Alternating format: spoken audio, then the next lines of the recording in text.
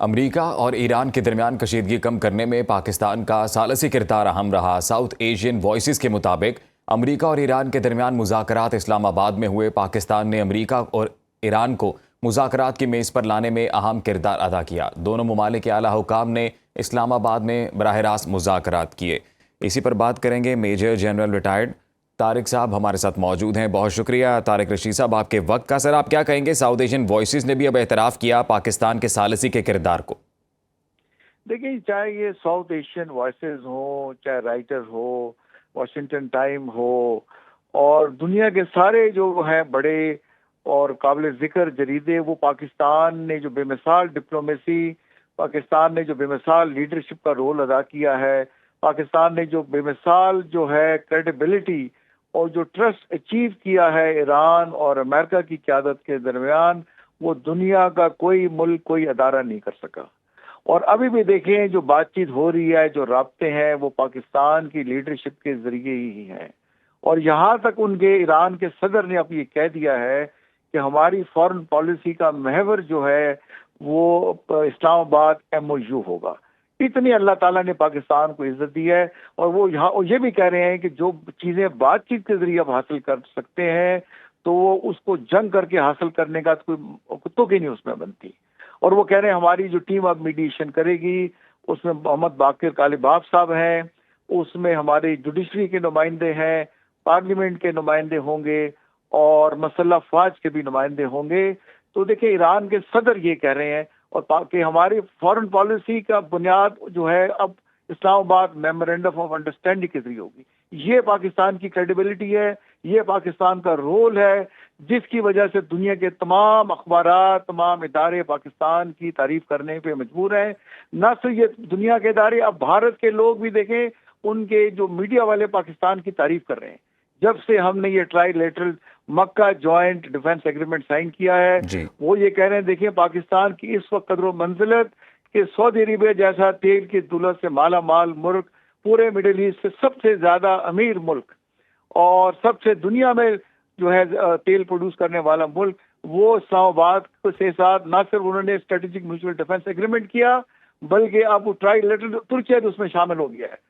ویسے تو شروع سے ہمارے ساتھ وہ کھڑے ہوئے تھے، بٹ اس ریلیشن کو فارملائز کر دیا گیا ہے۔ کسی ایک پہ حملہ سمجھا جائے گا جیسے انہوں تمام ملکوں پہ حملہ کر دیا گیا ہے۔ تو انڈیا کو اب جو بھی بیانات دینے ہوں گے، پاکستان کے ساتھ جو پالیسی بنانی ہوگی، یہ تمام چیزیں وہ سامنے رکھ کے بنائے گا۔ وہ جرت نہیں کر سکتے، وہ خیال نہیں کر سکتے پاکستان کے خلاف آئندہ کو بیان دینے میں یا ہمیں کسی طرح سے انڈرمائن کرنے میں۔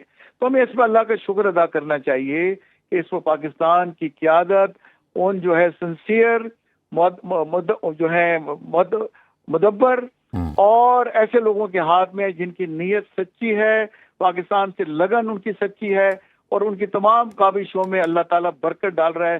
خاص طور پہ میں ذکر کر رہا ہوں پاکستان کے field marshal chief of defence forces Syed Asif Munir صاحب کا، کہ وہ ہیں تو ملٹری کمانڈر، بٹ دنیا اب ان کو اسٹریٹجک کمانڈر، پیس میکر کے طور پہ بھی دیکھ رہی ہے۔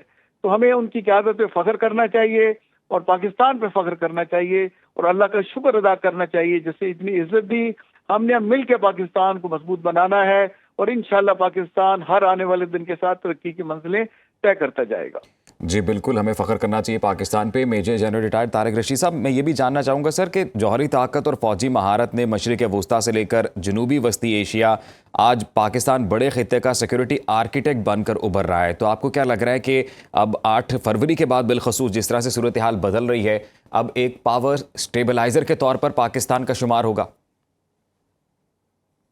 لوگ ایسے دیکھ رہے ہیں کہ جس کی لیڈرشپ کو دنیا ان کے ساتھ انگیج ہوتی ہے، ان کی قدر کرتی ہے، ان پہ ٹرسٹ کرتی ہے، کہ جو یہ کہتے ہیں یہ اس پہ یقین بھی رکھتے ہیں اور اس پہ عمل بھی کرتے ہیں۔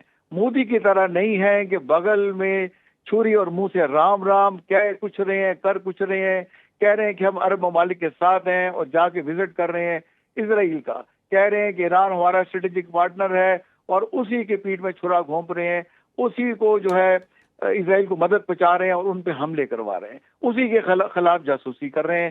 پاکستان کو اب لوگ ایسے دیکھ رہے ہیں کہ گیٹ وے ہے سینٹرل ایشیا کا، ساؤتھ ایشیا کا، چائنا کا اور ویسٹ ایشیا کا۔ پاکستان کو ایز اے برج دیکھ رہے ہیں جو دنیا کے ریجنز کو آپس میں ملا رہا ہے. تو یہ اس پہ جیسے میں نے پہلے کہا ہم سب کو اللہ کا شکر ادا کرنا چاہیے. جی ہمارے اندر جو کمزوریاں ہیں، جو کالی بھیڑیں، ان کی نشاندہی کر کے ان کا کلا کما کرنا چاہیے. اور ہمیں اپنے پاکستان کے مستقبل پہ یقین ہونا چاہیے.